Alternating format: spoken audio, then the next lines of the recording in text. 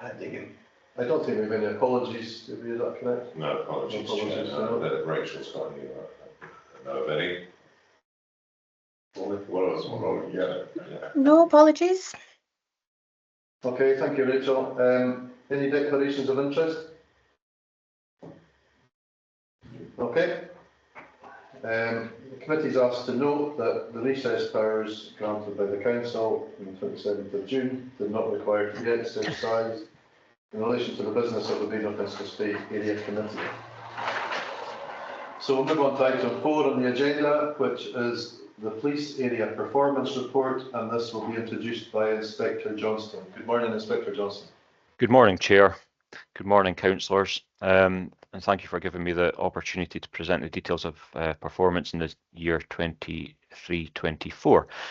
You will probably have noted that there continues to be sustained focus on improving road safety and dealing with road traffic offences over the reporting period.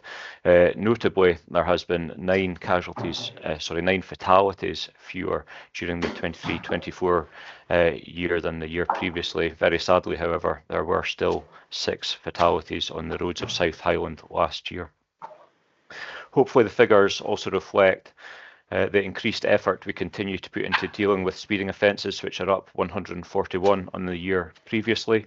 Likewise, mobile phone offences, vehicle defect offences and instances of us dealing with dangerous and careless driving are all also up. The time and effort dedicated to dealing with these offences should not be underestimated, and it's all done with the aim of reducing serious and fatal accidents on our roads. Clearly, there is no way of knowing for sure what effect our proactivity in this area of business has had on our aim to reduce serious and fatal accidents, but I believe it's vital that we continue to do our utmost to try and improve and reduce road casualty numbers. It will no doubt be in the forefront of everyone's minds as well, I'm sure, that the A9 has been closed several times over recent months, and in that regard I was going to give you a very generic brief summary of the various causation factors which have led to those accidents. I do this to provide you with a degree of understanding of the challenges we face, but also because of the continuing and understandable local concerns around this.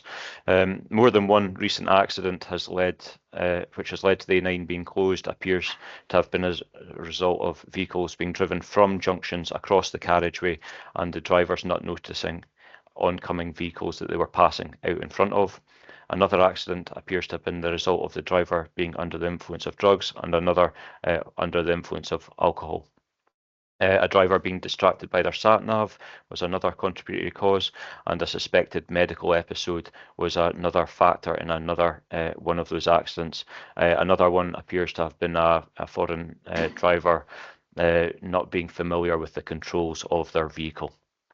Clearly the A9's not closed on a whim, and it's generally only done so for an extended period of time where the injuries sustained are likely to be life-threatening and a collision investigation is required. Going into acquisitive crime, there's obviously been a spike over the period. There was also a spike over the period of a couple of months this year, where there were a number of domestic housebreakings in our area. Significant resources were dedicated to that, and inquiries are still ongoing by our CID department.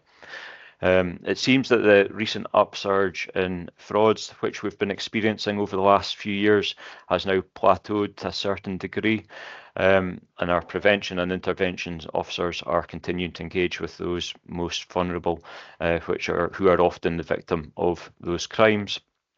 Although the number of shopliftings documented in the report shows big increases, this is not a result of high numbers of shopliftings being reported in the Badenoch and Strathspey area. It's largely an isolated issue to a particular shop out with Badenoch and Strathspey. Notably, the number of missing person inquiries has increased. Every one of these is hugely resource intensive, and it's of note that the number of looked after children going missing in our area has increased as well, and as well as the more routine inquiries being undertaken to trace those people. Significant liaison is undertaken with the social work department to try and tackle that issue from a number of areas. So that's a very brief summary of the report, and obviously more than happy to take questions from anyone. Thank you, Inspector. The question from Councillor Loveland. Inspector Johnson, one of the main considerations from local people, and my post bag is generally full of, is speeding. But it's not speeding on the A9, it's speeding in local villages. And whilst the 20 mph limit that's been introduced has overall reduced the general speeds going through the villages, they're still speeding. And there is almost no enforcement. In fact, I would say there is no enforcement. And I think that's just completely wrong. I realise it's not directly within your control, but I think it's something we should bear in mind, that local people and their safety locally is the most important thing that matters to me. I totally understand that, Councillor. I too live in Aviemore, and I can see off duty that, and I agree with you, that speeding down Grampian Road is an issue. We obviously, for reasons I don't need to spell out, it's not so obvious when you're in a marked police vehicle. People do reduce their speeds, but I know it's an issue. So it's been decided that unless it's outside a school, and targeting speeders will be, roads policing officers will be dedicated certain areas which are seen as accident hotspots, where accidents are going to have the most significant effect. And unless that's outside a school, they've been directed to put their efforts towards the A9. I completely understand and agree with what you're saying. There should be more focus on Grampian Road or the High Street in Grantown or High Street in Newtonmore, Kingussie. But a decision has been made at higher level that we need to reduce the number of fatalities on roads, which has meant resources have been directed to specific areas on the A9, whether that be junctions at Greenwich, at Rallia, or other junctions in our area. I suppose the fact is we only have a set amount of resources, and they have got to be directed to where the biggest risk is. And unless that's outside a school, it's been decreed that the A9 is most deserving, in the sense that that is where the fatalities are going to happen. There are things I can do more locally in terms of, we do have speed trained officers, or officers trained in the use of speed guns and so on, and when we have sufficient resources locally, I'm able to direct those officers to carry out speed checks in our areas, which I try and do, but our resources are so thin on the ground. It is challenging, and I'm not going to lie about that. I totally accept your point and agree with you, fellow councillor. Thank you. Inspector, are you able to say, when you say that that's a directive from the higher level, I mean, is that from Scottish Government, or where is that from? There will be a degree of that. However, it's our road policing department to analyse data, and it's the biggest impact that we can have is dealing with speeders, road traffic offences, mobile phone usage, dangerous and careless driving, and dealing with that. And as you can see, the number of speeding offences is up significantly in last year, and I believe last year was up significantly in the year before, and that's all because of 2 years ago there was a huge number of fatalities. So there's been a significant deliberate act to tackle offences on the A9 from high up in the command chain of road policing, and it will be filtered down from there. I dare say there's probably a bit of influence from Scottish Government too, albeit I'm not directly aware of that, but certainly in the command structure of road policing, that is where the focus has been decided should be placed upon. Okay, thank you, Inspector. Councillor, Yeah, I'm quite happy with that, but you know, I think it is a measure that will eventually have to be reintroduced, is the routine policing of our towns and villages. I think it's really important.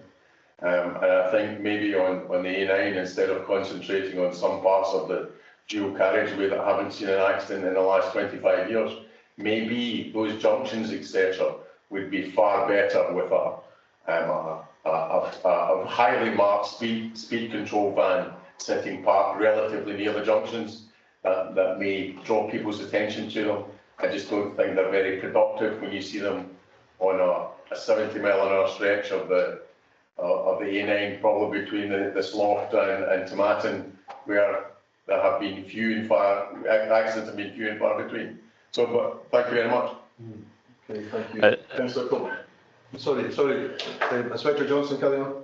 No, I was just going to say that's a very fair point. So the road safety camera unit is, I can certainly, I would imagine they draw data in terms of accident black spots and so on, but I think that's a fair point, Councillor, why in terms of increased visibility of the accident black spots, they have a role to play as well. So I'll bring that up with the camera safety unit as well.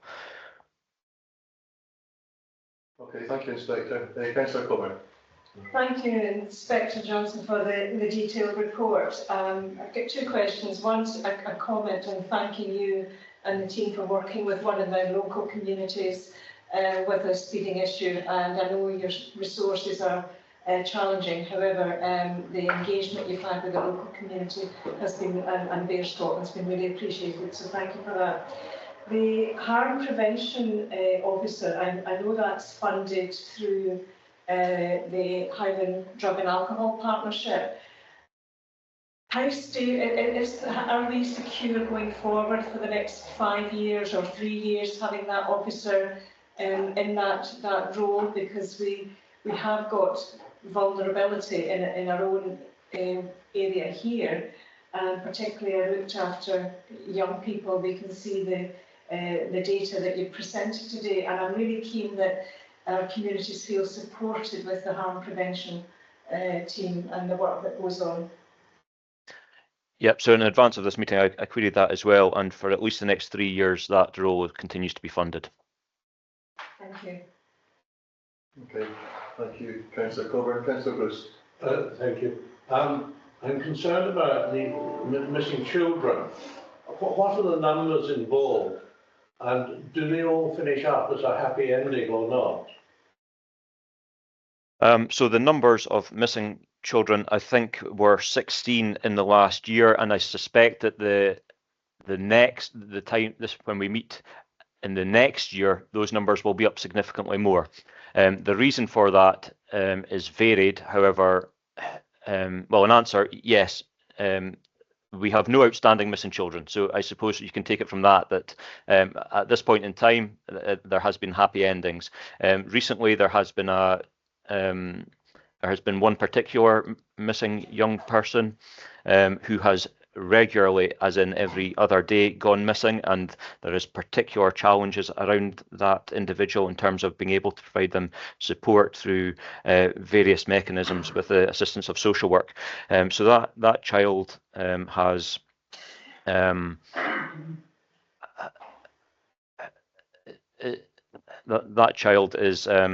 has faced a very challenging background, and when they go missing, because of the vulnerabilities of that individual, all resource or significant amount of resources are dedicated to finding them. And it's often the case that if we have got one or two particularly vulnerable children in our area, that will mean that the numbers are significantly up over a short period of time.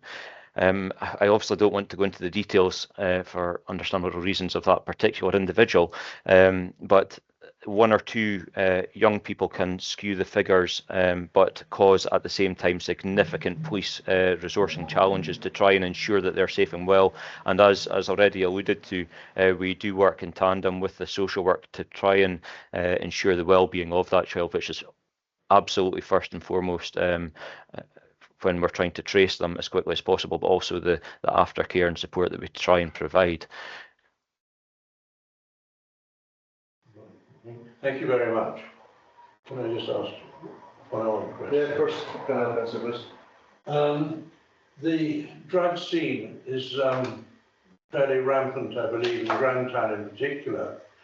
Who actually deals with it? I know it's been a problem with the police on one hand, And who else actually has to handle it? Is there anyone from the health services that deals with these people that are sort of out and about with the drugs, pushing them or using them? So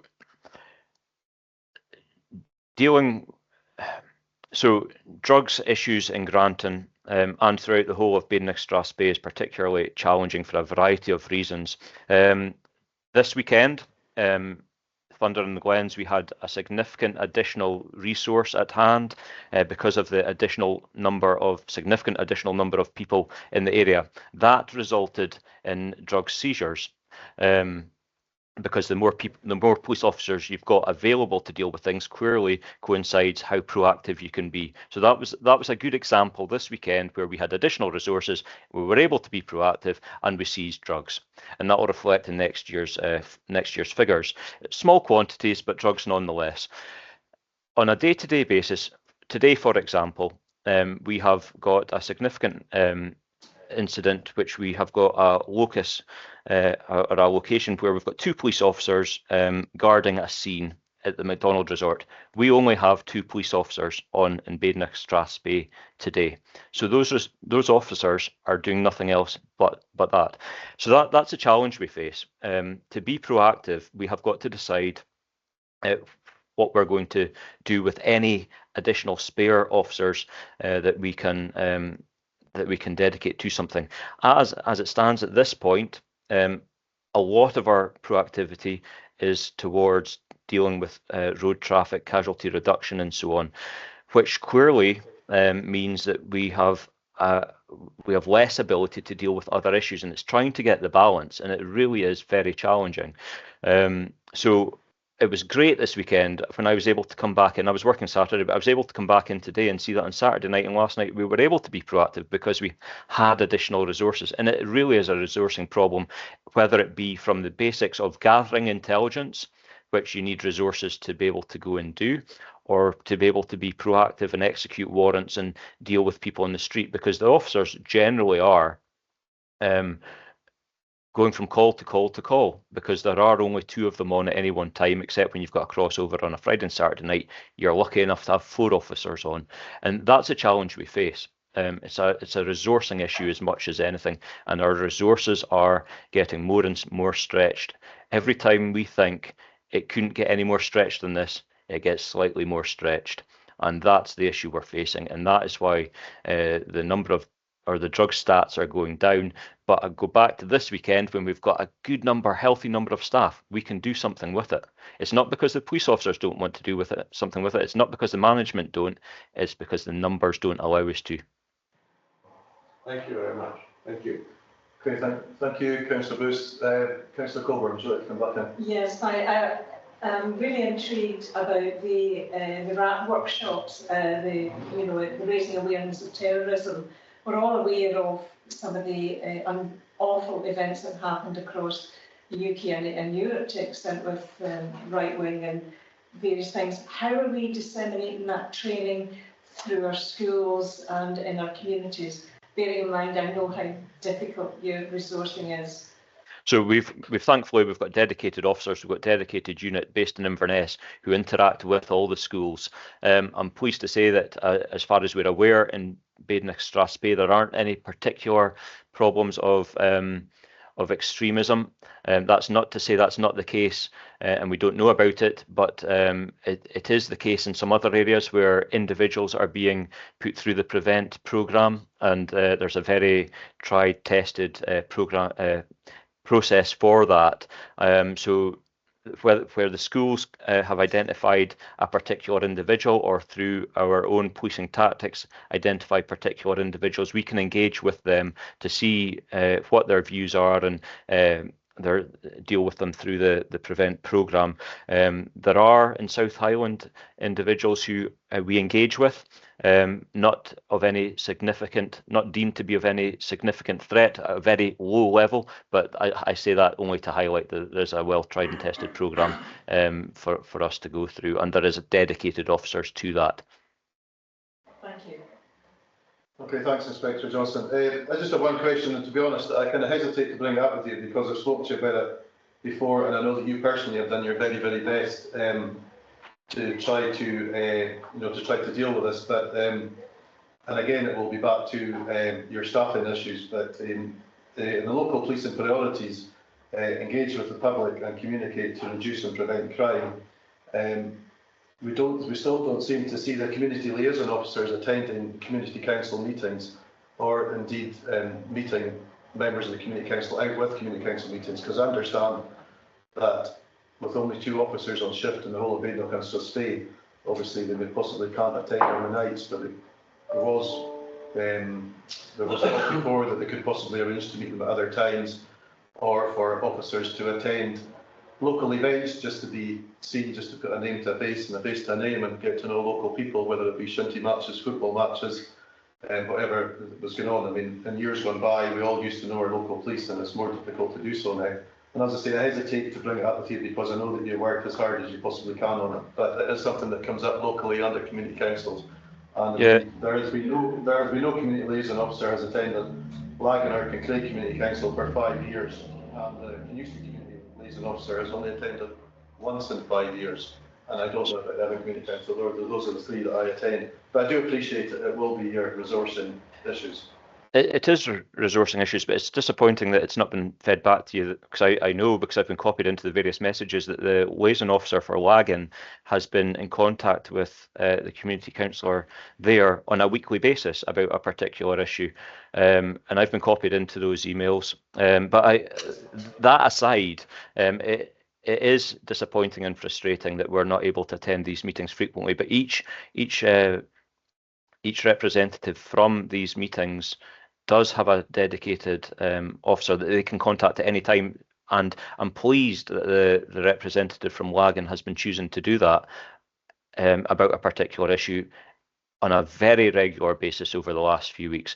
In an ideal world, Chair, absolutely, it would be great if we could attend them all, but it's simply not possible, and there's new processes and going to be coming into place, which I alluded to previously, where there will be 6 monthly meetings of all the chairs, and I will attend, and I'm still waiting for the latest developments on that, but that's going to be how it works going forward, in tandem with each community council representative having an officer they can go to at any time. And if there's I could email you separately who those officers are for each, whether it be Craig, Lagan, Kingussie, Newtonmore. I can tell you separately away from here who those officers are, if that's of any assistance to you. Yes, that'd be great. Thank you very much, if that's possible. Yeah. Anyone that comes in, anyone. Yeah, but no one else does, unfortunately. Members, are we content with? Very much so, yes. Thanks very much. Thank you very much, Inspector. Inspector Johnson, thank you very much for your time today and for attending the meeting. Thank you, Chair. Thank you, councillors. Are members happy to note the report? Yeah. Thank you. Thank you. Anyone that comes in and stays on. No, that's the only, but no one else does it first. On to, I think items 5 and 6, we'll take them together, and your education updates from Grantown Grammar and Kingussie High School ASGs, and presented by Fiona Shearer, Area Education and Learning Manager. Good morning, Fiona. Morning, good morning, members, and thank you for this today. So obviously we've met previously around these reports. These are the ASG reports for both the Kingussie ASG and the Grantown Associated School Group ASG as well. The data in these is the most up-to-date that we have at the moment. We have obviously just come back from the summer break, and we are collating the new updates and data, and those will come to you in future reports. We're still, the insight data is published in September, I think, and we have, we still have data that needs to be reflecting any appeals and also college courses and the data from that. So it would be good to be able to come back, and then we can compare the data from this year with what was in the reports issued to you for 22-23. I'm happy to take any questions and any comments. Okay, thank you, Fiona. Members, do we have any questions or comments? I think basically we went over this in really great detail when we last met. I think probably the one thing that still concerns me is the school, the following of the school role and how that will impact schools in the future. I think that's something we really need to bear in mind. And we have some really quite small schools and some quite underutilised secondary schools. So it is concerning for the future. So we, oh, sorry, I was going to go back to. No, sorry, if you want to carry on, sorry, please carry on. No, it's just to say, yeah, it is something that we're linking in with our colleagues in housing and property around. The school roles, the following school roles would appear to be a kind of national picture as well, but obviously in Highland, and particularly in our more rural areas, it's a bit of a concern. So we do meet regularly with them and review that.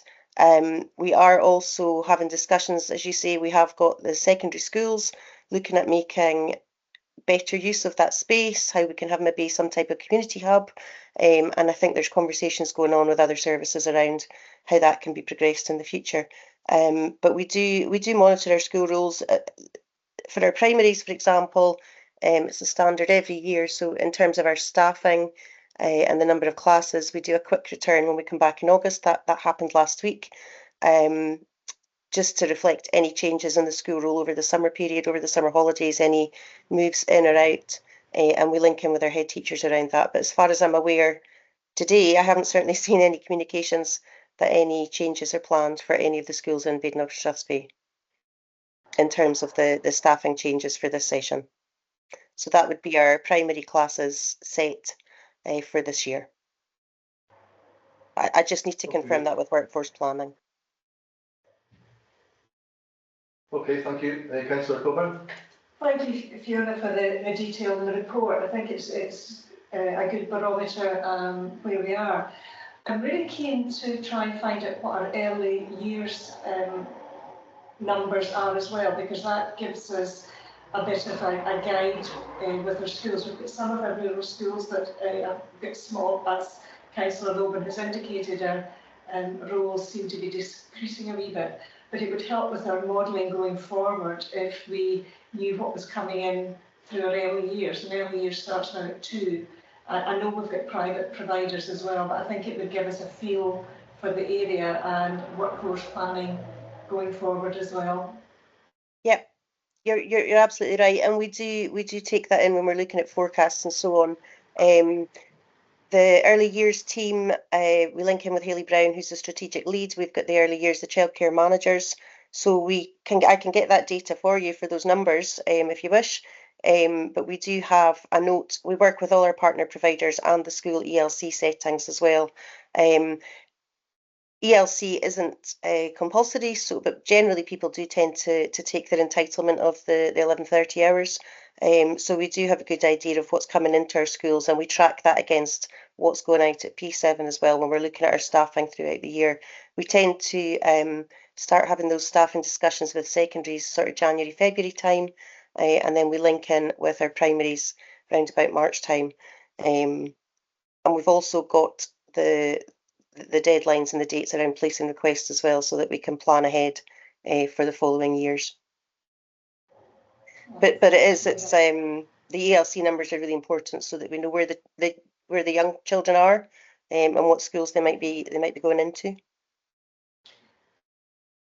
You mentioned placing requests. How much pressure does that put on the team? And some, you don't need to name individual schools, but percentage, we know that there are huge problems, for example, in Inverness with placing requests. Do we have that pressure here, or are our placing requests minimal? Yeah, in Badenoch and Strathspey, it's not. We do get them, and we deal with them as they come in. It's not nearly the same pressure as it is in Inverness schools at the moment. Generally speaking, families do tend to go to their catchment school, but obviously they've got that entitlement to put in a placing request, which we're legally obliged to grant, but there's certain grounds that we can use to refuse. But if there's, generally speaking, if there's a space in a particular year group, then a placing request will be granted. We get placing requests throughout the year. We have 2 months to respond to those. We normally do it much more quickly than that if it's straightforward. But when it comes to the sort of the placing requests for August, for the following year, the placing requests from parents required to be in, I think it's the 15th of March, and we then have to confirm those places by the end of April. But that is for when we're looking at placing requests for an August start date into P1 or into S1 or so on. But we do get them throughout the year, and we deal with them as quickly as we can. And as I say, usually it's straightforward, unless we've got legal grounds to refuse those. But it is parental choice. But on the whole, people in between Kingussie and Grantown, they will go to their catchment schools. The numbers of placing requests are not too onerous. That's great. And my last question is, are the schools geared up for the vaccination programme? Pardon me, I didn't quite catch that. Are the schools geared up for the vaccination programmes for the wee ones and the older children? Yes, I think comms has gone out to schools from NHS. I think it went out last week. I can double check that. We have our regular head teacher area meetings, so that would be something we would be sharing with head teachers again, and then they share that with parents and families. That's great, thank you. Councillor Bruce, do you have any? No, I haven't. After our last meeting, I don't have any questions either, so I think that the committee's content. Thank you very much for your time this day, Fiona. We know how busy you are, so thank you very much. Thank you, lovely to see you all. Thank you, bye-bye. We'll speak to you soon. Are we happy to note the reports? Yes, thank you. Thank you. Members, we're going to move on to item 10 now. We're going to take a slight jump in the agenda because we have guests here from Highlands and Islands Enterprise, and they're going to give us a presentation, I think, a community development update, and I'll let you introduce yourselves. So, good morning and welcome. Good morning, thank you. Hi, was I going to share my presentation on which component connect? Probably the best thing you can do. I'm just seeking a bit of guidance from Rachel. Yeah. Rachel, if you're on there, if you could just come on the screen just now. What's the best way for Audrey Kibas, our area manager for HI, to join a presentation to the meeting? Are you able to join the Teams meeting? I need Wi-Fi. Okay. What we can do is I can share the presentation if that's and you would just need to let me know when to move the slides. No problem, that's fine. Thanks, Rachel. Okay, no bother, just give me a second and I'll get the presentation ready. Will I move in a bit? I'm not sure ready.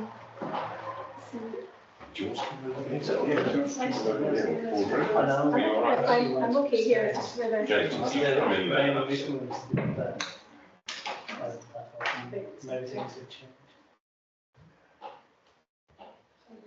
The only time you ever ran this building before is when you were those wee rooms across the corridor. Probably. Only on the Monday morning. There we go. Thank you. All that. Thanks. Thanks, Rachel.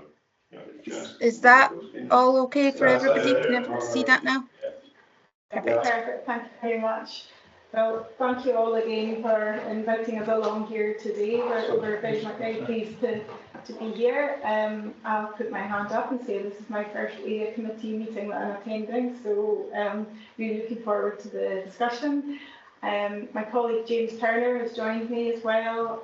So I, as area manager for the Inner Firth area, took up the role just about 6 months ago now. But I've worked with Highlands and Islands Enterprise for over 30 years, so I'm hopefully able to field your questions and to answer your questions okay today. James has been with the Inner Firth team a good bit longer and much more involved in many of the projects and initiatives that we're working with partners on, so maybe better placed than I to answer some of the more detailed questions should they arise. So can we go on to the next slide, please, Rachel?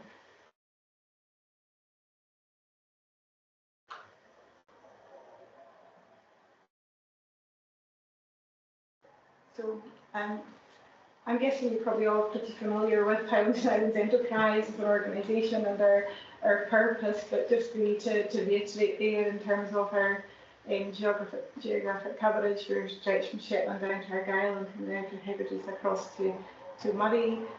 Just last year we launched our new strategy, a new 5-year strategy for growth, and I think the key message there is that the transition to net zero is really quite an intrinsic part of that strategy.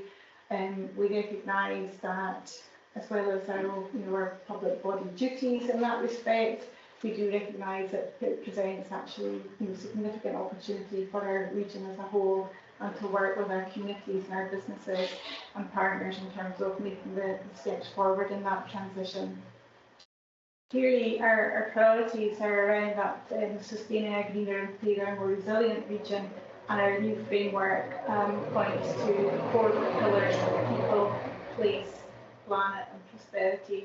And probably worth just highlighting that it's people first, that's what we put first, despite the fact that we're not a skills development agency, but actually people are really at the heart of all that we're trying to do here. If I could have the next slide, please, Rachel.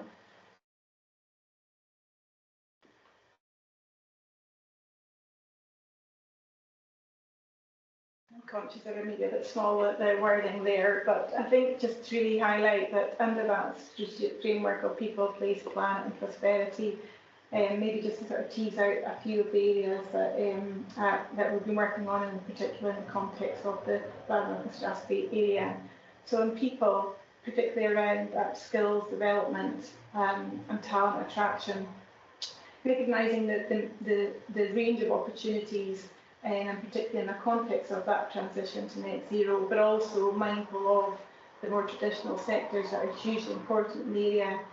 We work with a range of partners, but one of the examples, and I think very current today in terms of announcing, is that our Science Skills Academy establishing a pop-up Newton room at Grantown Grammar, and also with a number of the primary schools. That's a programme that will be operating throughout August and September, and in partnership with Vattenfall, one of the onshore wind developers. So I think just highlighting an example of where we really want to be engaging with the young people around those future opportunities, and just be stimulating an interest in some of the sort of key sectors or disciplines that are going to be required over the coming years. In the context of place, it's really just to highlight that as an organisation, we are very much about place-based development. We have 8 area teams across the region, but even within those area teams, we take a very much place-based approach, particularly when it comes to making decisions around investment, around prioritisation. And I think that when we do that, what we try to get is really under the skin of what are the key challenges or issues that any particular geography faces, and then we'll tailor solutions, tailor how we approach working with our partners in that respect. And if I can highlight there in terms of housing, supply and demand being a challenge. Now, we hear this right across the region, whether you're in islands or whether you're in very rural areas, or indeed in urban areas too, but the housing availability, affordable housing, is a real challenge in terms of retaining young people, attracting people into the region. And in the context here, we worked with the Cairngorm Housing Partnership to look at an innovative way to support that, creating that capacity. And I think, again, it's just highlighting that whether it's at a very strategic level in terms of chairing housing task force, if you like, down to real detailed sort of solutions that we would like to trial and work with partners on. The context of planet, very much there around that whole transition to net zero, but really around recognising the value of nature and the contribution that makes to our regional economy. And I think that's no more so evidence in terms of the region here, the area here, in terms of climate strategy, and in terms of our role around the mountain, and I'll come on to that later. And in that prosperity, very much looking at the key sectors and what we can do to support those key sectors grow, both in terms of their productivity, but also looking at innovation. what are the opportunities to innovate in the products or the services that they take to market. And looking at the broader supply chain of those key organisations and what we can do to stimulate those.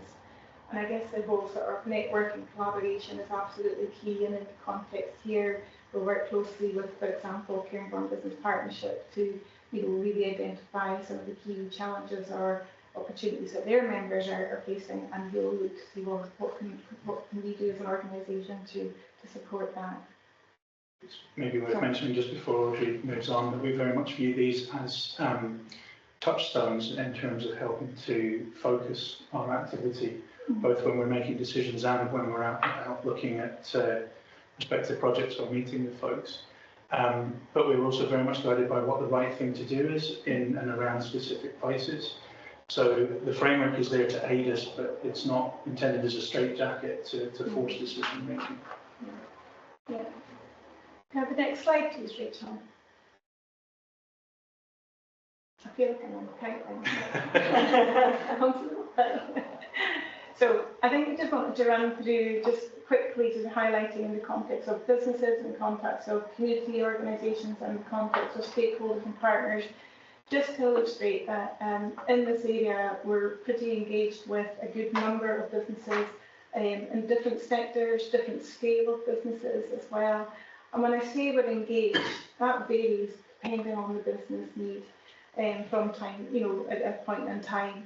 Some of those that listed here will have had significant investment from Highland Enterprise over the last year or so.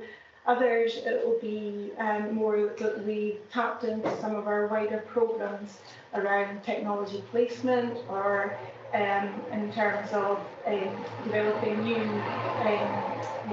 green grant funds, which we really use to try and increase energy efficiency and uptake of new energy solutions. So just quite a range of engagement there. Some will have been involved with working with our colleagues in Scottish Development International around trade opportunities. And as I say, it's about knowing the business, working with the business, and we have relationship managers in the organisation and the team who will be the point person for each of those companies. And I should just say that I want to highlight that includes, it's not an exhaustive list, it's really that list keeps refreshing, keeps changing, and it depends on the client engagement. Next slide, please, Rachel.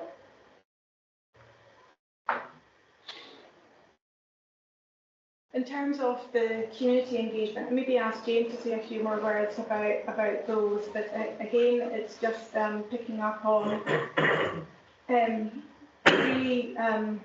really view the community development remit that we have as an organisation is absolutely vital and actually sets us apart from our other agencies that are focusing on economic development. But we actually see this really an integral part of economic development. This is about really providing the supporting infrastructure, and actually picking up on some of the previous presentation and discussion from policing, from the education. Again, this is all relevant in terms of creating that capacity and resilience within the communities. So maybe over to you, James. Thanks, Audrey. So what I really wanted just to highlight here was that we've got some quite long-standing existing relationships with a number of community development organisations throughout Badenoch and Strathspey. Some of them have been through one-off interventions like both of Garton Community Companies, so we provided some financial assistance for the development of the pump track during 2020-21. We've maintained a relationship with them, but they've not had any other projects that they wanted to take forward at the moment. Others are more current and recent, so the Grantown Initiative and the Grantown Society, we're continuing conversations with both groups. A lot of those are focused around the new community hub that's going in on the old bank, or in the old bank on the High Street. The Avonmore and Glenmore Community Trust, we supported them in the past with the development of the community ice rink, which particularly pleased to have been involved in. But we're also very much in conversation about how we can support the post-acquisition development of the Glenmore Visitor Centre once that transfers to their ownership later this year. And the Land and Forest Trust and Community Development So Lagan, we were very much involved in the development and launching of the Blue Cycle Trail that's at Forest Trust. So what I really wanted to do is kind of highlight the breadth of what we do, but also that all of these relationships are very, very much long-standing. And that's how we take any relationships that we build with community organisations. So it's not very much it's not a one and done and on to the next. It's that those relationships continue, and we look to very much move into a role of critical friend and ongoing development for them. But what I also wanted to do is recognise that there are a number of groups that I very much would like to be involved in or get to know more. Part of the reason we haven't got to them yet is capacity. We've got quite a small team covering a large area, but I don't want you to take that as me giving an excuse. It's very much that actually to build good relationships takes time and trust. And we don't build that by just steaming in and talking to people about what we think they should happen or have happened. So I suppose it's a bit of a plea to you as elected members, but also the wider public. I would love to build relationships with the development companies I've highlighted there. But equally, if in your regular ward business you come across projects that are community-led, please pick up the phone and contact us. We would love to talk to folks. Just to pick up on that, Chair, that as you can imagine, James, Audrey and I meeting, we also met with Gary Miles to make sure there's a coordinated and properly led approach when it comes to economic activity and support of your leadership, this committee, and just generally. And in respect of different levels, business engagement, yes, we got that. But the community engagement that James has alluded to, we've got a community support officer, Jennifer Bowie, and Jessica is actually making links directly with a number of the contacts that James is involved with. And for example, I know she's going to be Carbridge ahead, going to get involved and make sure there's a context of support going forward to drive that. And that's where we can make that link through the ward business as well, with you and Lewis, obviously. Thank you. Thanks, David. I'm pleased to say I know Jessica quite well, so we catch up quite regularly, sharing intelligence and information in both directions to help support. So that's it. It's a bit of a run through, and it's not an exclusive list. It was more where we've been and where I would hope that we can engage in the future. Thank you, Joe. So the next slide, please.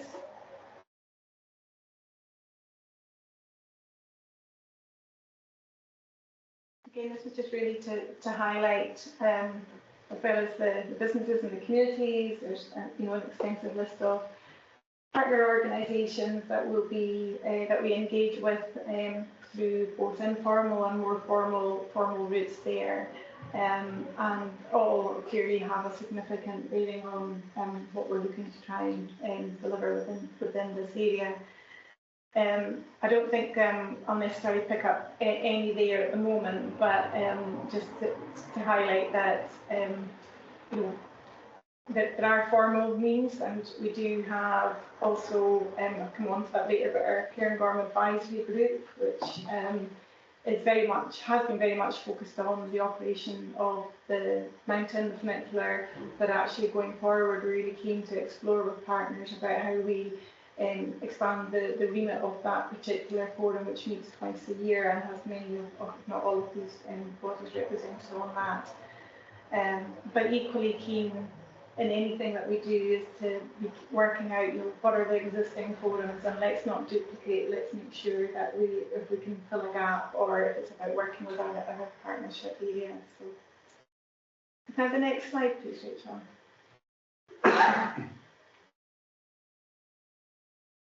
Just wanted to highlight here as well that we did a wee bit of analysis before coming to look at the level of investment that we have made over the last 4 or 5 financial years. And just to highlight some key figures there, that in total it's been in excess of 5 million of our discretionary funding in businesses and communities. And that included additional funding that had come through COVID times as well. So in excess of £1 million per year, per annum, where the discretionary budget for the team is over £1 million, but then we also supplement that with additional programmes, like I mentioned earlier, in Green Grant and the tech support through the Northern Innovation Hub, the big programmes that support that too. I should highlight that that does exclude investment in Cairngorm, that's separate, but I wanted to illustrate that there is a degree of demand that we really welcome coming from the area, from businesses and communities. We do want to stimulate that more. We do obviously have the challenges that all public sector bodies do around public finance, but equally we really want to see the demand coming through, and we want to work with businesses and communities around leveraging other investment from other organisations. So just really wanted to highlight that, and then to also indicate there around the impact that we've been having in this particular area over the last few years. If I may, Audrey, just before we move on, the two at the bottom there, the community-owned assets and the land. So within High, we have a team who are completely focused on community asset development and also administer the land fund on behalf of Scottish Government. So it's a really key aspect of what we do as a whole organisation, but we work incredibly closely within the area team with our links or our colleagues in community assets. So where some of that land may have been brought into community ownership, we will have then supported the development of those assets. Or occasionally it goes the other way, where we've developed a relationship with a community group who have then got interest in taking ownership of an asset, so we will refer to the community land team and vice versa. So again, it comes back to those long-standing impactful relationships, because many of those take time to implement. And often it doesn't really look like a lot's going on until you get to the final result. So just wanted to highlight those two. Thank you. Next slide, please, Rachel.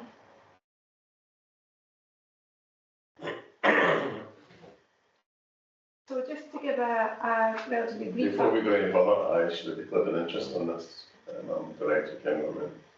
Yeah. I wouldn't take part.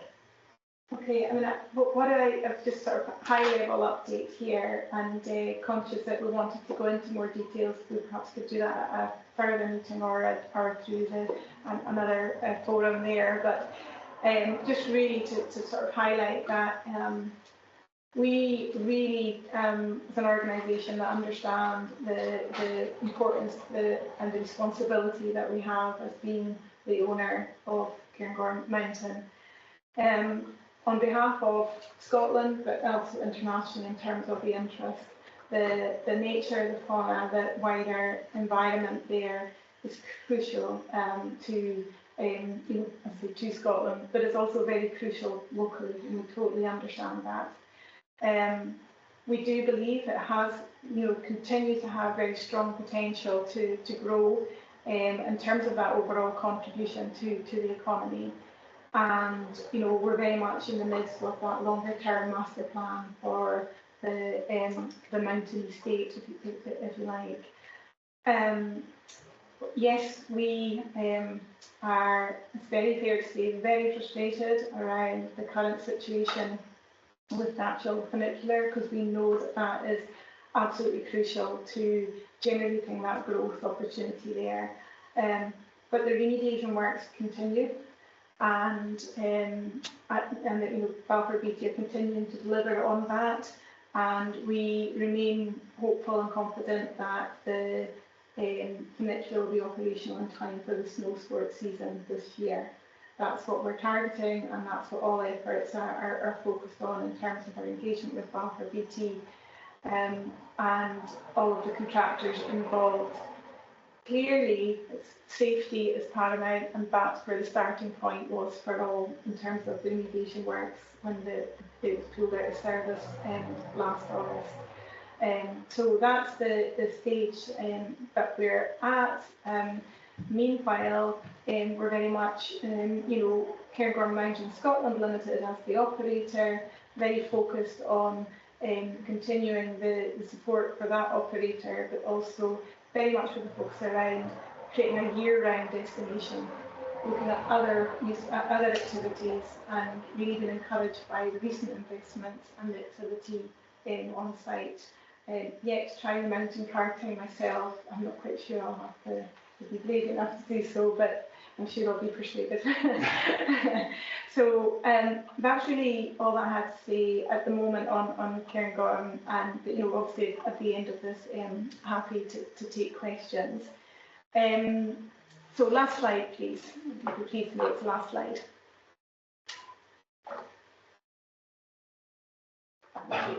Thanks, Rachel.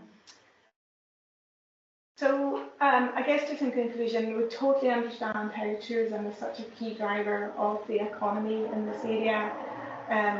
But we're really encouraged also by some of the really innovative businesses, whether that be food and drink or in tech and advanced manufacturing.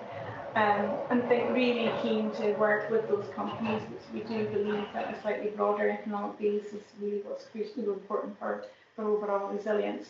But that's not to take away at all from the amazing tourism offer that's here, and it's about enhancing that, and in doing so in the recognition that nature and natural environment is the primary draw. We are continuing to support and engage with businesses and communities. And I say what I said earlier is that we're keen to do more in that space, and really, any engaging with, please do, point them our way. Really keen to explore all different forms of support that we can offer with companies and communities. Securing that sustainability of Cairngorm Mountain Scotland Limited is absolutely a priority, and we do understand the actual importance of that in the wider economy. And really just the last bullet point, and it's easy to say, but sometimes challenging to do, but we're absolutely committed to be collaborating and working with partners throughout the area. This is very much a collective effort. Some of the challenges that our businesses face and our communities face around cost of doing business, around issues around housing, around transport, around connectivity, around preparing for what's yet to come in terms of the economy, whether that be opportunities or potential shocks. It's all about building that resilience. And I think from our perspective, while we all have different roles to play, I think it's about taking the hats off at the door and just rolling up a sleeve and working collectively to address some of those challenges, but more importantly, secure the opportunities. Thank you. Happy to take questions. If some we're not able to answer today, we'll very much happily follow up with specifics at a later date. But yeah, happy to take questions or discuss. Okay, Audrey and James, thank you very much for the interesting presentation, and thank you for coming today. And indeed, when you say about collaboration and partnership, and I've been elected for 2 years, this is the first time I've met anyone from HIE, so it's good that you come, and hopefully we can build on this relationship we're building on today. So I'm sure there'll be questions. I have some, but I'll let members go first. So, Councillor Coburn. Nice to see you again, James. Thank you very much for the presentation. I think it's important to recognise the role that you play in Badenoch and Strathspey and reaching out. I've met James as a community partner planning, and I think it's important that we spoke very well on the day, and we were lucky to work together on the day. I think it's important that is a method of communication as well at a local level. You, at the beginning of your presentation, you talked about the Newton rooms, where I'm one of the biggest fans, and I think it's important that we ensure that gets out there. A lot of people don't know what Newton rooms are, and I think it's important that HIE continue to highlight the good work and the rolling programme you do with that, because some of these young people will be our future entrepreneurs in the valley, and I think that's really important. And I hope that the resource continues for that. You touched on transport, which is always it's a bit of a bane in my life, I'm afraid. And we need somebody working with Highland Council, and I know the convener has done a lot of work over the years on transport, but we need to be working with our partners, and whether it's bus partners, and we've now got, I think, 4 bus partners in the Highlands that connect with Central Belt and beyond. We've got our rail, ScotRail.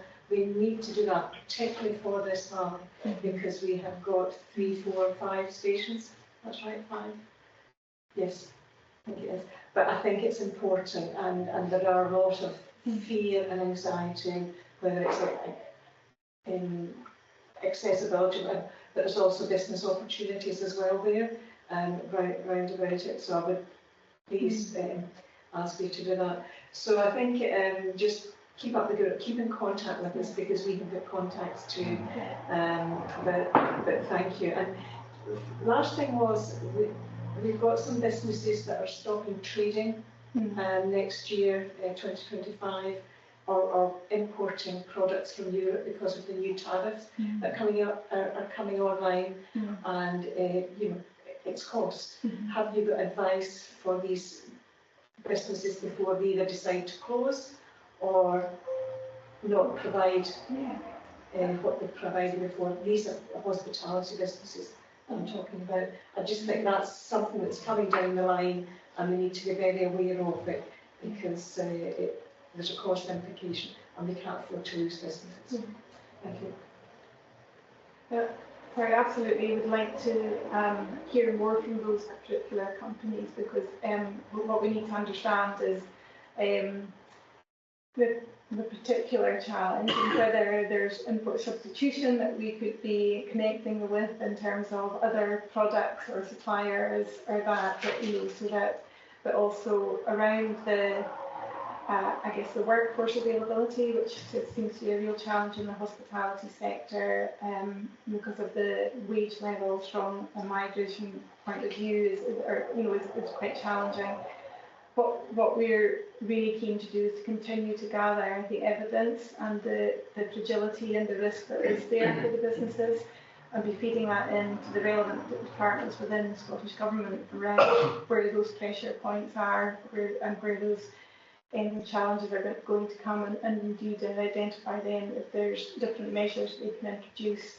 They have, department around ease of doing business, trying to address where there's regulation getting in the way, and whether that can be devolved or reserved. Is there different areas or an influence that they can offer? But clearly for us, it's about having the data, it's having the insight, and being able to gather that, and we want to do that before it's too late. Yeah, so if these are companies that we're not currently engaging with, we'd still be really pleased to understand. So yeah, thank you. Okay, thank you, Audrey. Thank you, Councillor Cole. Are you happy? Yes, thank you. Okay, Councillor Rowland, and then Councillor Bruce. What impact will the current reductions in Scottish Government funding have with the ability to support projects that are being stressed? Yeah, and as I said, all public sector really, feeling the pinch just now around those constraints on budget. I think that's what that means, is that we have to prioritise even more.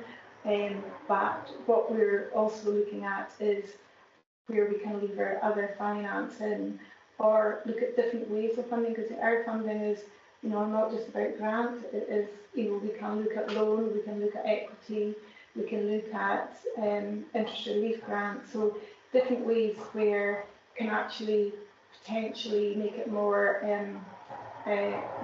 viable from a business point of view to then access that private finance to help manage the risk in doing so. So there's just different ways that we will have to look at the financing. I think my message is that although there are these constraints, we're very much still open for business, and I think we just need to keep demonstrating the demand and where things are being held back. In all the time that I've been in HIV, and I'm sure many have heard this before, a really good project is never not gone ahead because of lack of funds. So it's really about continuing to just work really hard around that alternative finance, but where we've got a really good project that fits very clearly with our priorities, we will very much want to work to find a way. Maybe just specifically from a Kingussie and social enterprise point of view, we've spent quite a long time, both within the organisation and within the team over the last year, developing or redeveloping relationships with friendly lenders who can specifically support community borrowing, both because of the constraints we have on our own budget, because also I think having options means that you can choose the right route forward for your project rather than being constrained by trying to gather grant funding. And we've had some quite crucial early successes with projects, one of which includes the visitor centre at Glenmore with AGCT. So one of the things that we'd like to do, as Audrey said, is to be looking at those alternative models, but also drawing on successes, not as a way of saying you should do this, but as ways of demonstrating that it can be done through alternative funding or by levering in funding from other sources. Okay, thank you. Councillor Coburn, you. Thank you. Councillor Bruce. Thank you, Chair. The transition to net zero, there hasn't been much mention made of it. I know it's not Strathspey and Badenoch, but it's going to affect all the Highlands in time. Are you driving it, or is it driving you? Clearly, our strategy that's been published from last year very much says that our ambition is around it being very much a net zero leading region for the region as a whole, and that we view the opportunities around net zero, particularly if we're looking at energy transition opportunities, that our region is well placed as a whole, region is well placed to secure those economic opportunities. So whether that be in manufacturing or construction of offshore wind developments, whether that be looking at slightly longer term if green hydrogen becomes part of the energy mix. We as the region as a whole, with the natural resource, but with also the grid constraints, negative but potentially positive when it comes to alternative parts of the energy mix, there's a range of opportunities there. But also there's a range of opportunities around peatland restoration in terms of that nature-based solutions and looking at biodiversity and as well as the whole mitigation around the climate. So there's a significant range of opportunities. But bringing it right down to the here and now and working with individual companies, we know that transition to net zero is really challenging. It's challenging for us as an organisation. What do we do with our property portfolio? What steps can we make as an organisation to reduce our travel, which will be a big part of our contribution to carbon emissions. So as an organisation, we've done a wider piece of work looking at carbon baselining for the region as a whole to help us then see where there's a target of priority areas for us to work on to reduce that emissions. What we've been delivering recently, and we'll be looking at whether we can continue to roll this out, is the Green Grant Fund, which has been very much targeted at businesses and community organisations to really try and support the initial steps, and whether that be around alternative power supply on site or whether that be around energy efficiency measures. We're doing that in partnership with the likes of Business Energy Sustainable Trust, BEST, which is part of the Energy Savings Trust on the business side, working so that we're not duplicating, we're filling gaps, but also from those programmes, learning the lessons, what's difficult, supply chain availability. Our buildings are quite unique and there are slightly more challenging geographies to deliver that. So it's all about learning. So I think, are we driving it or is it driving us? I think it is changing our behaviour and our approach within the organisation, but we recognise that we've got to work on it together. And as James says, it's not a case of doing it, we're having to work and understand how it practically can be deployed. Well, thank you. Just now, to pick up from what Audrey was saying, in terms of the here and now, and we can share this with the committee, colleagues have worked to develop toolkits that businesses and community organisations and social enterprises can use to map their carbon footprint, because obviously it's important to find out where you are to be able to start making those reductions.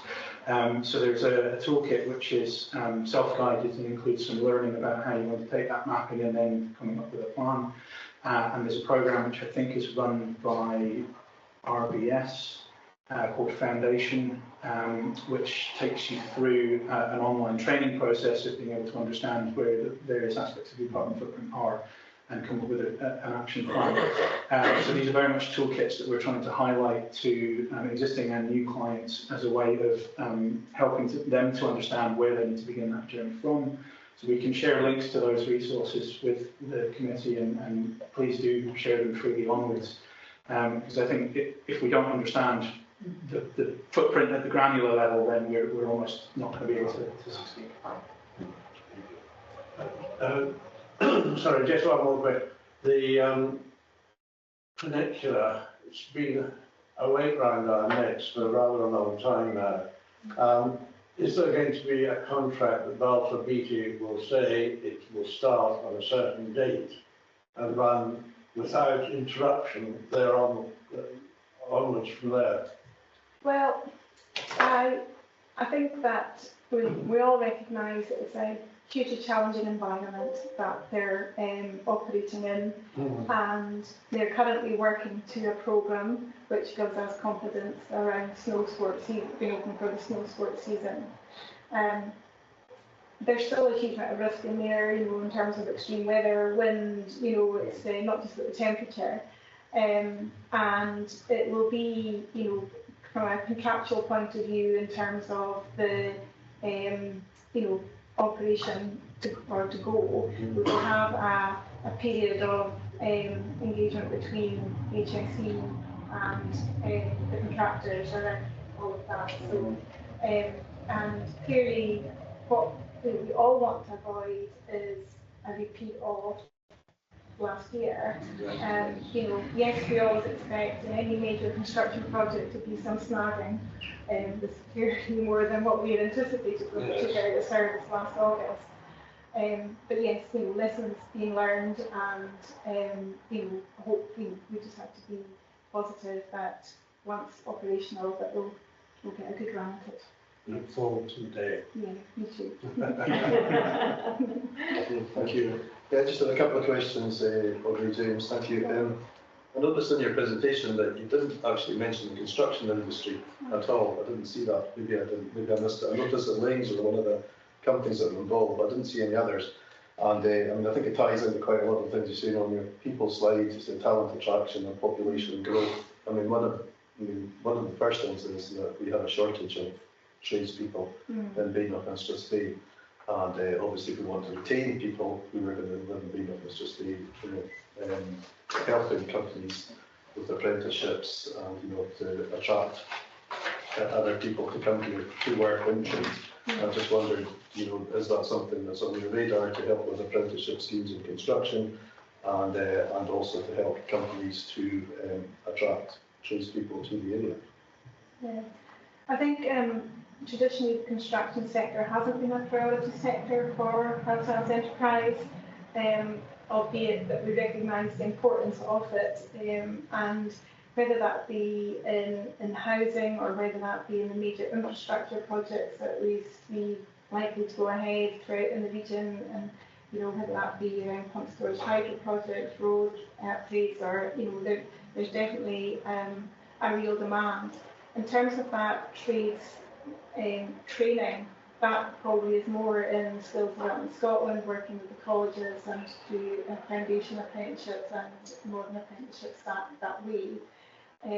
Where we have been working with the construction sector, specific companies, has been more around measures that they're introducing to increase their productivity or around their net zero requirements. And if there's been a bit of a workforce element to that company, then also supporting that. We have got a graduate apprenticeship programme that we've run, and that would be available to all sectors. Again, that's in the context of the Northern Innovation Hub, but that support is quite tailored, if you like, to Highland region only, but we would obviously want to use that, make full use of that here too. So I think I say that it's not traditionally been a sector that's been a priority for us because I guess arguably potentially not so much market failure and not so much international trade opportunities, if you like. However, we do appreciate that in terms of the growth, and that there is going to be that sort of pressure around skills available. Yeah, I think we suggest going forward with with the Green Freeport and all the housing that's going to Yeah, be around that area and then the Murray Park area, yeah. pump storage schemes, etc. That's probably going to take the existing tradesmen away from here. So I think it's something that we possibly have to look at longer term. You know, because I think there's a skill shortage as it is. I don't know. I mean, I used to know lots of bricklayers, for instance, in Badenoch. I think I only know about two now. That's genuine.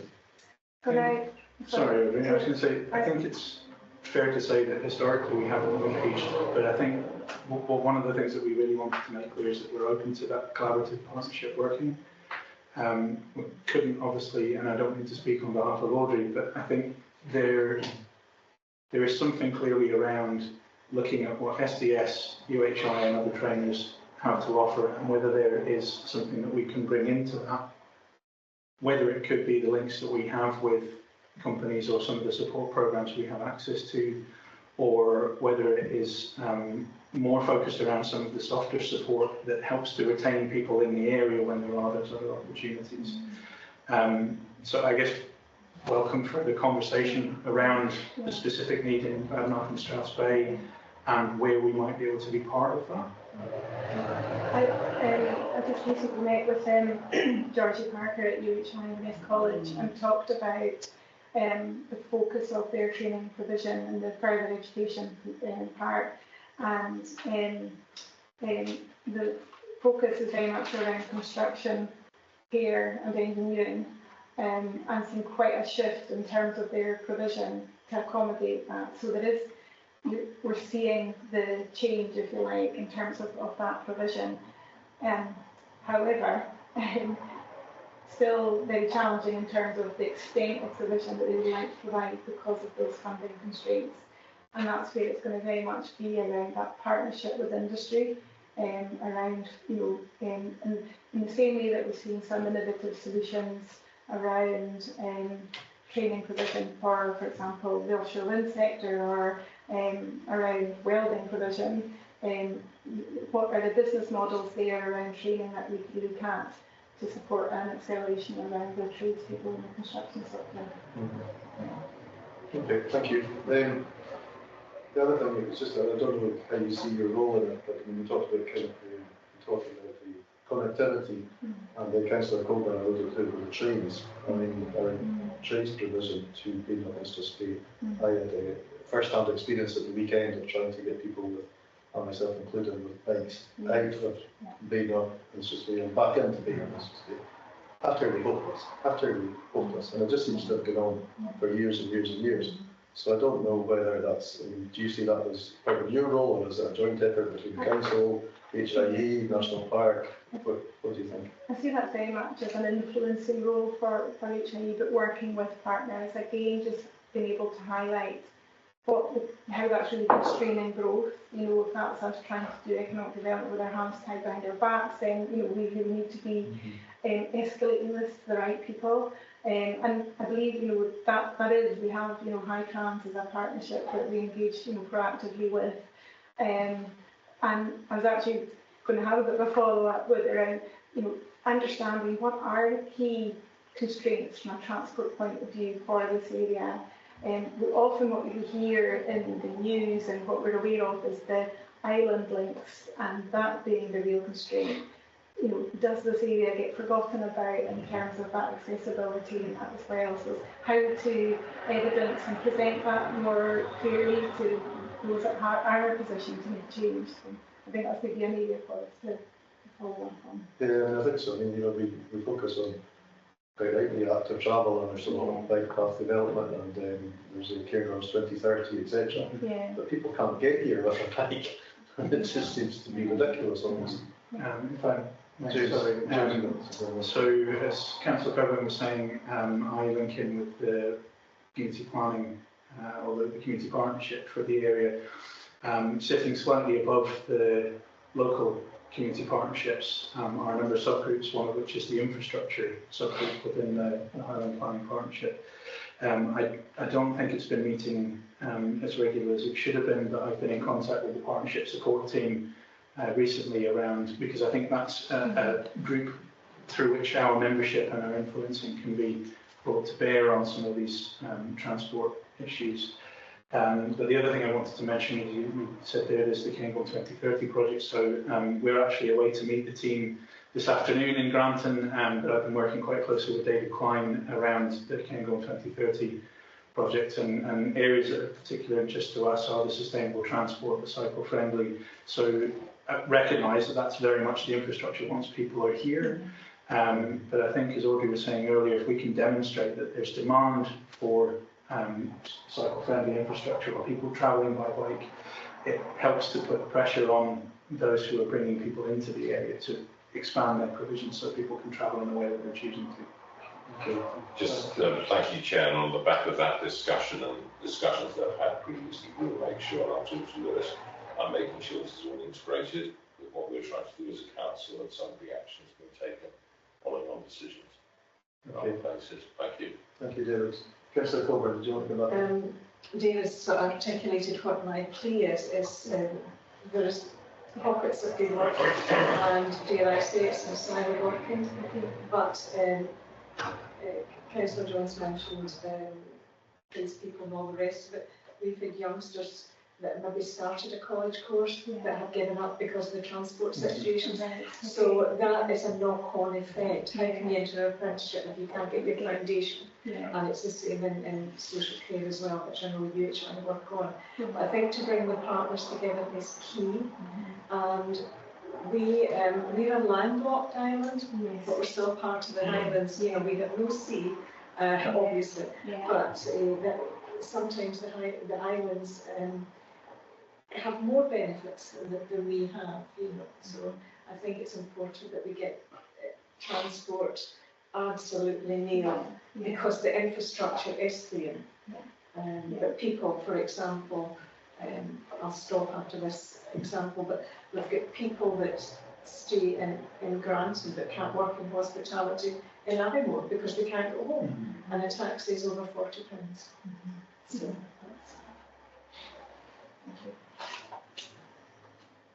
Okay, thank you, Audrey and James. That was really, really interesting. And as I say, hopefully going forward, we can have more of these meetings. Definitely. Yeah, that would be really good.